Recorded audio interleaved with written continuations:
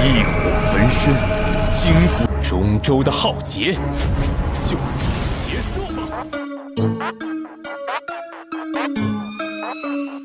Halo guys, apakah kalian udah siap kanjut dengan cerita novel Battle Through the Heavens selanjutnya?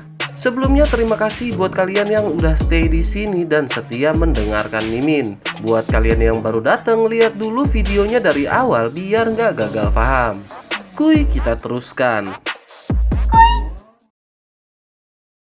Cerita berkanjut di mana Xiaoyan sedang berkumpul setelah menyembuhkan dokter peri kecil. Xiaoyan bertanya kepada Xinlan kapankah rencana keberangkatan mereka ke dataran tengah. Xinlan berkata bahwa ia masih harus memurnikan beberapa pil pemulihan dan membutuhkan waktu sekitar 2 bulan. Xiaoyan sedikit merenung memikirkan hal yang akan ia lakukan selama 2 bulan. Xiaoyan masih harus membantu Tianhuo Zunzi memurnikan roh liar yang berhasil ditangkapnya. Selain itu, Xiaoyan juga harus membuat Sky Demon Puppet untuk menjaganya selama perjalanan. Hal yang tak kalah penting adalah Xiaoyan harus memurnikan Heavenly Soul Bloodbone Pill untuk Ratu Medusa. Mengingat waktu untuk memberikan pil tersebut sudah semakin mendekat, maka Xiaoyan harus bergegas. Xiaoyan berpikir bahwa ia akan pergi dalam waktu yang sangat lama untuk ke dataran tengah.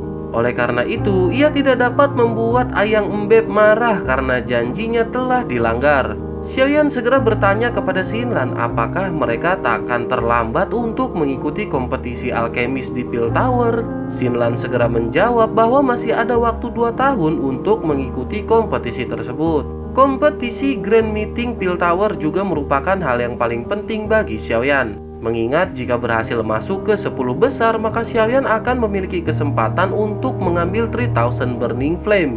Xiaoyan tidak ingin melewatkan semua hal yang penting dan harus mempersiapkan semuanya dengan sangat baik. Terlebih akan ada banyak alkemis dengan kejeniusan yang luar biasa di sana, maka Xiaoyan harus benar-benar bersiap. Xiaoyan pun menarik nafas kemudian berkata kepada Xinlan bahwa mereka akan bertemu kembali setelah 2 bulan dari sekarang. Xinlan tersenyum kemudian akhirnya bergegas pergi meninggalkan mereka. Singkat cerita, 2 hari kemudian Xiaoyan kembali turun ke bawah menara pelatihan untuk membantu Tianhuo memurnikan roh liar. Tak lama Tianhuo pun keluar kemudian berkata bahwa saat ini kekuatannya masih sangat lemah. Oleh karena itu Tianhuo akan meminjam bantuan Xiaoyan untuk memurnikan roh liar tersebut. Xiaoyan pun segera berkata bahwa ia akan melakukan semuanya dengan sebaik mungkin. Tianhuo tersenyum kemudian berkata saat ini ia akan meminjam Fallen Heart Flame milik Xiaoyan. Dengan segera Xiaoyan pun menjentikan jarinya dan Fallen Heart Flame melesat ke arah Tianhuo. Melihat tindakan Xiaoyan yang tanpa ragu memberikan Fallen Heart Flame membuat Tianhuo merasa senang. Ia segera berkata bahwa karakter Xiaoyan sangat cocok dengan apa yang ia inginkan. Tampaknya kepercayaan Tianhuo terhadap Xiaoyan saat ini mulai bertambah seiring dengan berjalannya waktu. Menanggapi hal itu, Xiaoyan hanya tersenyum sebelum akhirnya Tianhuo bersiap dengan cincin penyimpanannya. Tak lama Tianhuo mengeluarkan energi liar yang berbentuk kabut hitam berdarah. Kabut ganas tidak menyerang mereka melainkan berusaha melarikan diri ke arah pintu keluar dari magma. Tianhuo segera membentuk api tak terlihat menjadi jaring yang menutupi lubang pintu keluar. Kabut pun tak berdaya dan segera menghentikan lajunya menghindar dari jaring yang menutup pintu.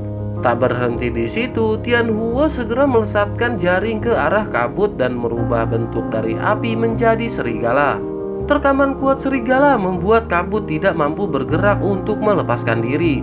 Setelah itu, Tianhuo membungkus kabut dengan nyala api tak terlihat membuat kabut mengerang kesakitan. Kabut liar berusaha melawan membuat Tianhuo agak bergetar. Tianhuo pun segera meminta Xiaoyan untuk mengalirkan doki ke api tak terlihat mengingat kekuatan Tianhuo yang sudah melemah. Tanpa basa-basi, Xiaoyan segera mengalirkan doki dengan jumlah yang besar membuat kabut kembali ditekan. Setelah agak lama, kabut pun kembali mengecil sebelum akhirnya berubah menjadi gas yang tidak memiliki kecerdasan. Tianhuo pun melepas nafas lega kemudian membentuk api tak terlihat menjadi sebuah kuali. Saat ini Xiaoyan merasa takjub dengan keahlian Tianhuo mengendalikan api dengan kekuatan yang sangat kecil. Xiaoyan berpikir bahwa Tianhuo memang layak menjadi seorang Dozun yang sangat kuat.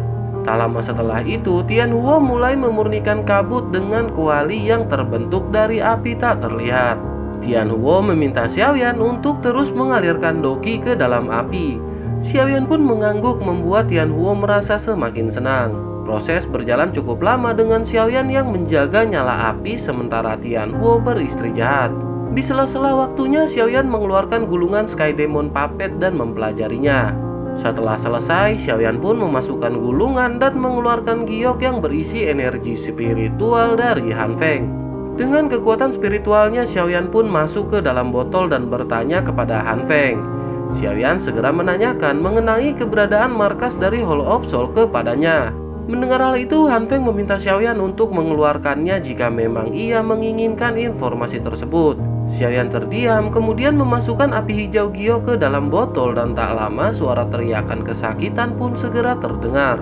Han Feng berteriak kemudian berkata bahwa ia akan memberitahu Xiaoyan jika berhenti menyiksanya. Menanggapi hal itu, Xiaoyan tanpa ekspresi kembali menutup botol dan melapisinya dengan api hijau. Saat ini tindakan Xiaoyan jelas ingin menyiksa Han Feng sebelum menghancurkan tubuh spiritualnya. Xiaoyan kembali memasukkan botol dan berfokus pada mantra api untuk menyerap energi alam di sekitarnya. Proses pemurnian tanpa terasa sudah berjalan selama 2 hari hingga akhirnya Tianhuo dan Xiaoyan sama-sama membuka matanya. Tianhuo seketika merasa sangat senang setelah pemurnian berhasil dengan sempurna. Ia segera menarik api tak terlihat dan melesatkannya ke arah Xiaoyan. Tianhuo segera tertawa kemudian berkata bahwa Xiaoyan telah benar-benar membantunya kali ini. Oleh karena itu, Tianhuo benar-benar memiliki hutang budi kepada Xiaoyan. Menanggapi hal itu, Xiaoyan tersenyum kemudian segera berbicara. Xiaoyan berkata bahwa saat ini sebaiknya Tianhuo beristri jahat karena proses penyerapan akan memakan waktu agar benar-benar sempurna. Tianhuo pun mengangguk kemudian segera masuk ke dalam cincin penyimpanan putih di tangan Xiaoyan. Setelah itu, Xiaoyan pun menghela nafas lega karena satu permasalahan telah ia selesaikan. Selanjutnya, Xiaoyan harus membuat boneka iblis langit dengan sisa waktu yang ia miliki dan bahan yang tersedia. Dibutuhkan inti monster tingkat 7, kerangka seorang elit dozong, dan roh murni di tingkat yang tinggi. Selain itu, Xiaoyan membutuhkan beberapa logam tertentu untuk membuat boneka iblis langit. Beruntung saat ini Xiaoyan telah memiliki semua bahan yang diperlukan termasuk dengan kerangka elit dozong. Akhirnya, Xiaoyan pun duduk bersila kemudian mengeluarkan 2 tubuh dari cincin penyimpanannya. Tubuh Yunsan dan Old Ground Demon Ghost yang telah dibekukan berada di hadapan Xiaoyan. Xiaoyan memikirkan tubuh manakah yang akan ia gunakan untuk membuat boneka tersebut. Xiaoyan seperti merasakan sesuatu ketika menatap Yunsan dan jubah putih bergambar awan. Jelas sosok yang muncul di pikiran Xiaoyan adalah Yunzi yang memiliki bekas di hati Xiaoyan. Bagaimanapun Xiaoyan membenci Yun Yun yang telah membantu Yunsan ketika Xiaoyan kabur, hatinya masih menyimpan seutas rasa kepadanya. Xiaoyan berpikir bahwa tidak mungkin baginya menggunakan tubuh Yunsan untuk terus berada di samping Xiaoyan. Terlebih jika Xiaoyan berada di dataran tengah dan bertemu dengan Yun Yun yang juga berada di sana, maka hal itu akan melukai perasaannya. Akhirnya Xiaoyan tak bisa melawan kehendak hatinya pun segera menarik kembali tubuh Yunsan ke dalam cincin penyimpanannya. Setelah itu Xiaoyan membakar tubuh Old Ground Demon Ghost untuk mencairkan es yang menutupi tubuhnya. Kemudian setelah es menghilang, api pun terus membakar dengan tujuan untuk menghilangkan jejak spiritual di dalam tubuh. Xiaoyan menyesuaikan suhu pembakaran hingga tidak membuat tubuh menjadi hangus. Setelah itu, Xiaoyan dengan api hijaunya membuat lubang seukuran jempol di dada dan kepala si mayat. Tak lama monster core segera dikeluarkan dan ditempatkan di dada si mayat sebelum akhirnya Xiaoyan mengeluarkan sebotol giok berisi roh protektor Ti. Roh pun dikeluarkan dari giok dan mencoba untuk melarikan diri. Namun hal itu percuma karena Xiaoyan langsung menangkap roh dengan api tak terlihat. Xiaoyan tersenyum dingin kemudian berkata bahwa ia akan membebaskan protektor Ti dari kesakitan. Melihat hal itu, ekspresi protektor Ti pun seketika berubah menjadi ketakutan. Dengan segera api tak terlihat membakar protektor Ti menjadikannya roh yang tidak memiliki kecerdasan. Setelah itu, roh pun dimasukkan ke kepala si mayat dan Xiaoyan segera mempersiapkan logam khusus dari cincin penyimpanannya. Xiaoyan membagi api menjadi dua, yakni untuk membakar tubuh dengan suhu rendah dan membakar logam dengan suhu tinggi. Dengan kemampuannya saat ini sangat mudah bagi Xiaoyan untuk melakukan keduanya secara bersamaan. Proses berjalan cukup lama hingga akhirnya logam meleleh dan tubuh telah sempurna. Setelah itu, Xiaoyan menggabungkan cairan logam ke dalam tubuh yang langsung menyerap. Setelah semua tahap telah dilalui, tibalah tahap terakhir untuk menyempurnakan boneka iblis langit. Nyala api terus membakar tubuh hingga menimbulkan cahaya kecoklatan. Xiaoyan agak kecewa setelah melihat hasil yang timbul dari hasil pembakaran. Xiaoyan mengira boneka yang ia buat hanya mampu berada di level terendah, yakni perunggu. Tingkatan boneka dibagi menjadi 3 kategori, yakni perunggu sebagai kategori manusia, silver kategori bumi, dan emas kategori langit. Namun meskipun begitu, Xiaoyan dapat merasakan kekuatan boneka ini sepertinya setara dengan seorang elit di tingkat bintang 6 dozong. Setelah agak lama, hal tak terduga terjadi di mana cahaya perak perlahan muncul membuat Xiaoyan merasa senang. Cahaya terus melonjak hingga akhirnya benar-benar melapisi seluruh tubuh si boneka. Proses pun selesai, kemudian Xiaoyan segera meneteskan darahnya ke tubuh si boneka. Seketika mata hitam boneka berubah menjadi mata manusia normal dan mulai bergerak. Boneka segera berdiri kemudian berlutut di hadapan Xiaoyan menandakan semuanya telah berhasil.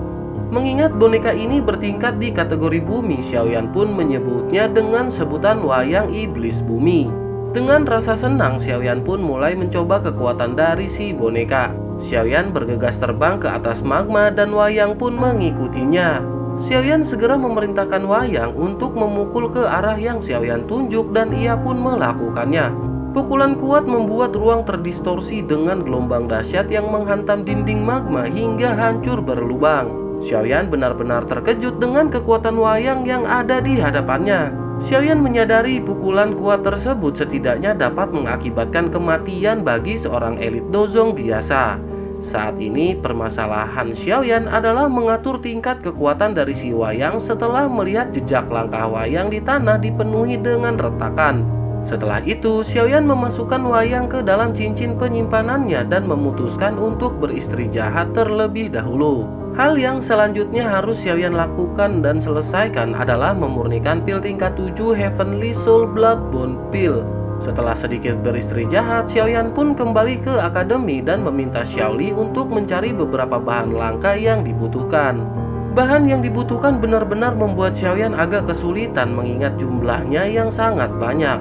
77 bahan langka termasuk dengan 4 bahan utama yang telah Xiaoyan miliki. Beruntung dengan bantuan Xiaoli dan anggota Xiaogate tidak membutuhkan waktu lama untuk mendapatkan bahan obat tersebut. Setelah 2 hari, semua bahan berhasil terkumpul dan Xiaoyan pun telah berada di kondisi puncaknya. Akhirnya waktu untuk memurnikan pil tingkat 7 yang mengguncang bumi dan langit pun akan segera dimulai. Xiaoyan segera melesat ke suatu tempat yang dipersiapkan tetua Suqian di atas gunung tertinggi. Tempat yang biasa digunakan kepala sekolah untuk berlatih dengan beberapa jejak energi spasial yang telah tercipta. Hal itu diharapkan dapat membantu Xiaoyan ketika proses pemurnian pil yang sangat berbahaya. Xiaoyan duduk di tempat tinggi yang jauh namun masih dapat dilihat oleh para siswa di akademi. Tak lama, tetua Suqian pun hadir untuk melihat proses pemurnian dari jarak yang cukup jauh. Selain itu, ada dokter peri kecil dan yang lainnya juga ikut melihat momen langka tersebut. Bagaimanapun tidak ada alkemis tingkat 7 yang muncul di wilayah Black Corner Region selama berpuluh-puluh tahun. Bahkan Han Feng semasa berjaya selalu gagal ketika menyempurnakan pil tingkat 7 tersebut. Dengan begitu, hal ini akan menjadi suatu kebanggaan ketika Xiaoyan berhasil memurnikan pil tingkat 7. Banyak siswa yang juga ikut menyaksikan detik-detik Xiaoyan akan memulai memurnikan pil. Di sisi lain, Xiaoyan pun segera duduk dan memulai meningkatkan fokus hingga akhirnya kuali pun dikeluarkan. Api hijau segera melonjak masuk ke dalam kuali dan pemurnian pun resmi dimulai. Xiaoyan menyiapkan semua bahan yang dibutuhkan, kemudian mengambil bahan penting utama yakni Dragon Blood Ganoderma yang langsung dimasukkan ke dalam kuali. Proses berlangsung dengan waktu sekitar 1 jam hingga menghasilkan cairan kental yang dibutuhkan. Secara alami, pencairan satu persatu bahan utama tidak terlalu sulit bagi Xiaoyan. Meskipun begitu, waktu yang dibutuhkan untuk mengelola semuanya sangatlah lama. 6 jam waktu yang dibutuhkan Xiaoyan hingga bahan-bahan penting dan banyak bahan tambahan telah berhasil dicampurkan.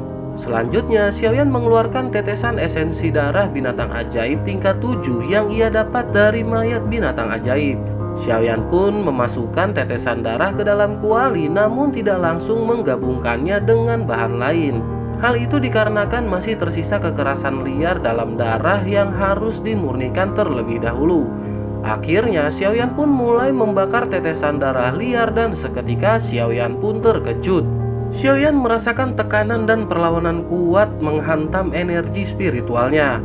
Seketika, ia teringat bahwa esensi darah ini berasal dari binatang ajaib tingkat 7 yang akan menembus ke tingkat 8. Xiaoyan tidak merasa heran dengan kekuatan binatang ajaib di tingkat itu. Namun Xiaoyan tidak menduga bahwa perlawanannya akan membuat ia merasakan sakit kepala.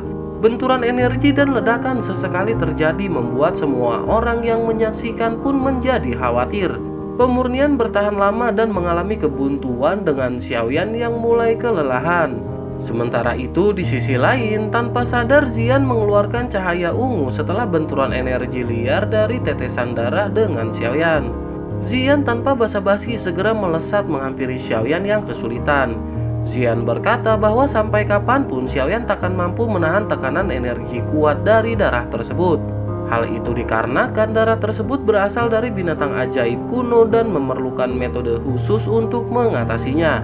Menyadari hal itu, Xiaoyan pun segera bertanya apakah Xian memiliki solusi untuk semua ini. Xian ragu-ragu berkata bahwa Xiaoyan dapat menggunakan darahnya untuk menetralisir tekanan energi tersebut.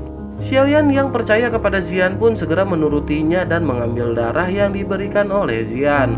Dengan jentikan jarinya, darah pun segera melesat dan bercampur dengan tetesan hijau merah. Seketika, kekerasan dan perlawanan energi darah pun mereda membuat Xiaoyan merasa sedikit lega. Xiaoyan menggelengkan kepalanya kemudian bertanya bagaimana Xian mengetahui hal tersebut. Xian tersenyum bangga kemudian berkata bahwa ia hanya mengandalkan insting yang ia rasakan. Setelah itu, Xian pun memutuskan untuk kembali dan tidak mengganggu Xiaoyan yang masih agak kebingungan. Xiaoyan semakin penasaran akan bentuk asli dari Xian yang memiliki kemampuan tak terduga. Setelah itu, Xiaoyan kembali fokus dan mulai menggabungkan semua bahan yang telah mencair. Pada tahap ini, Xiaoyan hanya perlu menunggu hingga semuanya bercampur dan mengawasinya dengan kekuatan spiritual. Setelah itu, Xiaoyan memejamkan mata dan mulai fokus pada mantra api untuk menyerap energi alam. Xiaoyan benar-benar sangat tenang dengan kekuatan spiritual yang membanjiri kuali. Di sisi lain, Tetua Suqian dan yang lainnya merasa tenang ketika menyadari semuanya telah berjalan dengan lancar. Waktu terus berjalan hingga 2 hari dengan Xiaoyan yang akhirnya membuka mata. Xiaoyan merasa gembira ketika menyadari pil telah terbentuk dengan warna ungu kemerahan dan aura kuat yang terpancar. Selain itu, aura Xiaoyan juga telah meningkat menandakan ia telah naik ke puncak bintang 6 Do Huang. Jelas kekuatan spiritual besar membawa peningkatan dan membuat Xiaoyan merasa gembira. Namun kegembiraan berubah ketika secara tiba-tiba langit menjadi gelap dengan percikan petir di dalamnya. Menyadari hal itu, Tetua Suqian pun segera berkata bahwa tampaknya Lightning Pill telah muncul.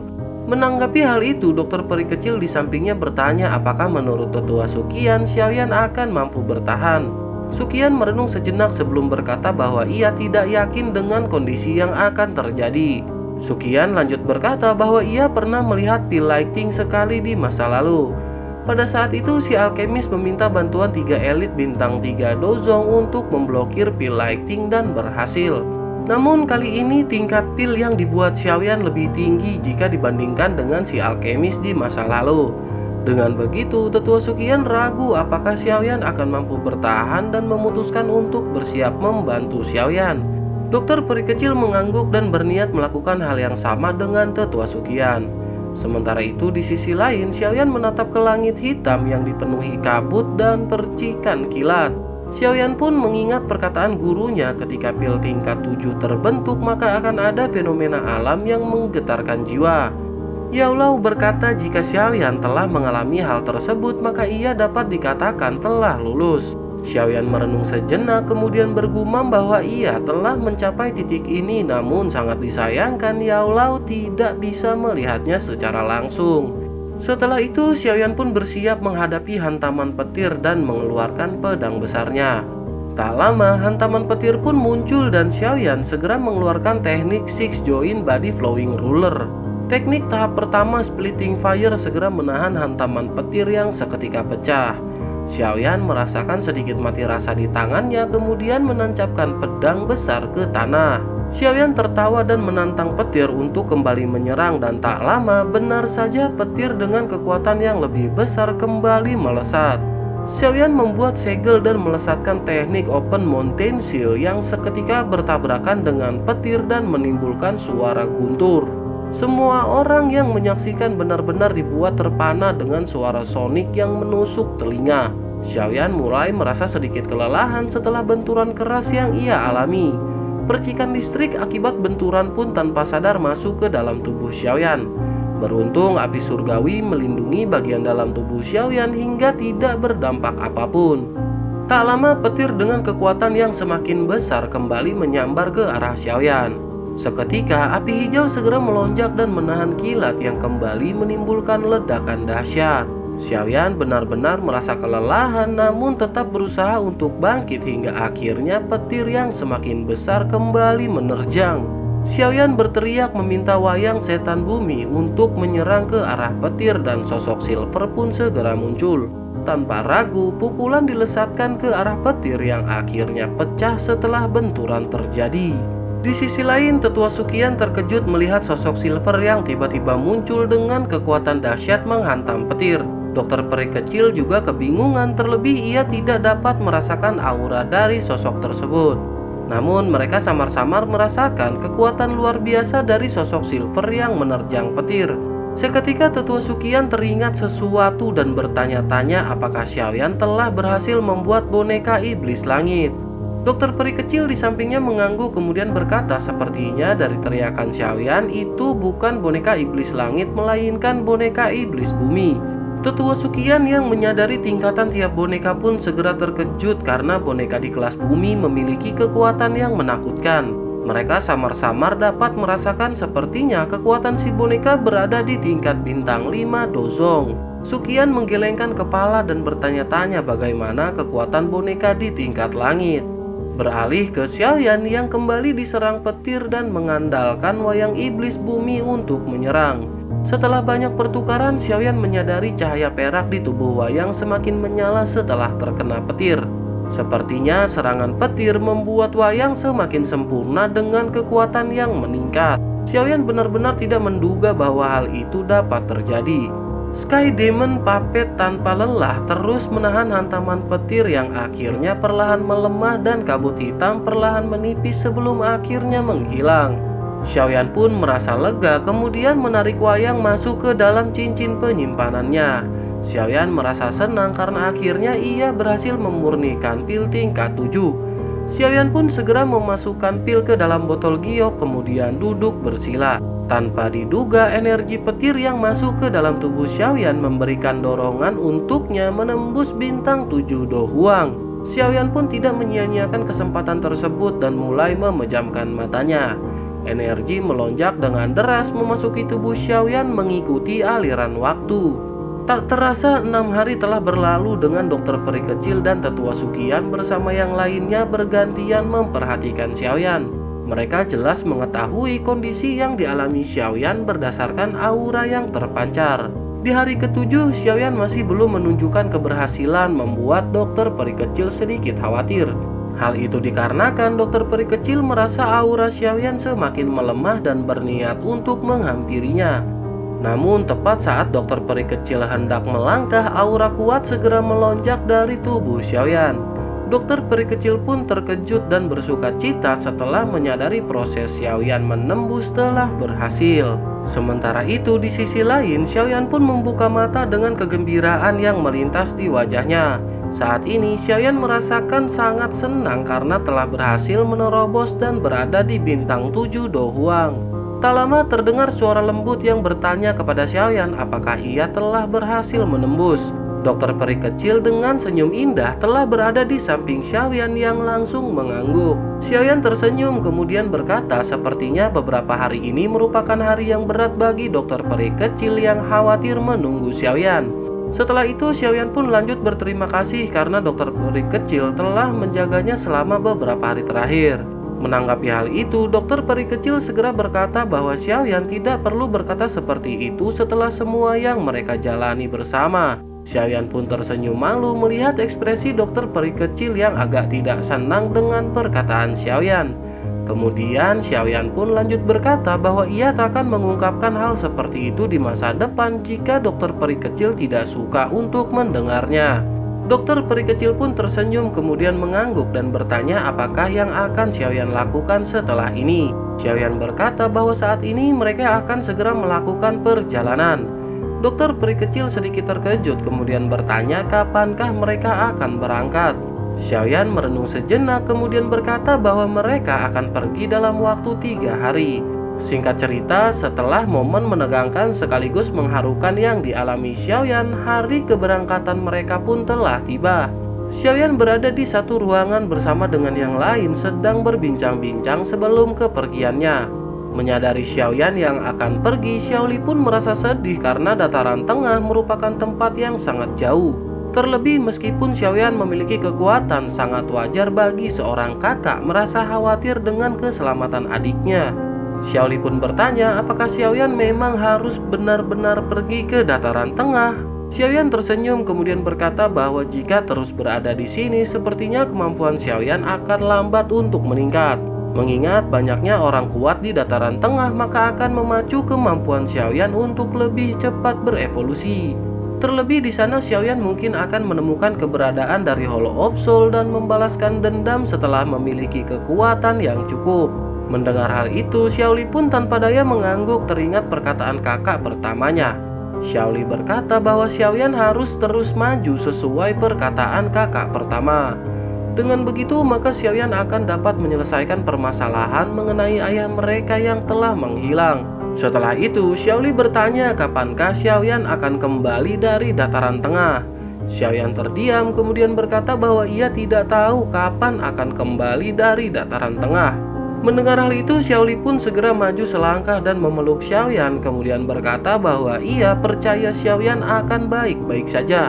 Xiaoli meminta Xiaoyan untuk selalu berhati-hati karena mereka akan menunggu waktu di mana Xiaoyan telah kembali.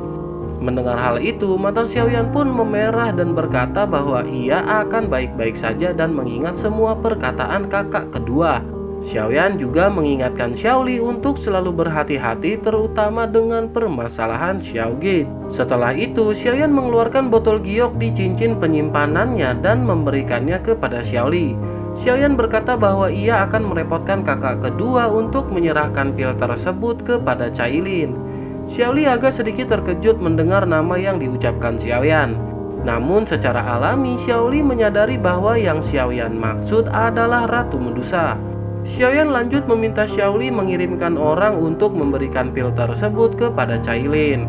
Xiaoli pun mengangguk kemudian berkata bahwa ia akan secara pribadi memberikannya kepada Cailin. Mengingat hubungan baik antara Xiaoyan dan Ratu Medusa, maka Xiaoli berinisiatif untuk memberikannya secara langsung.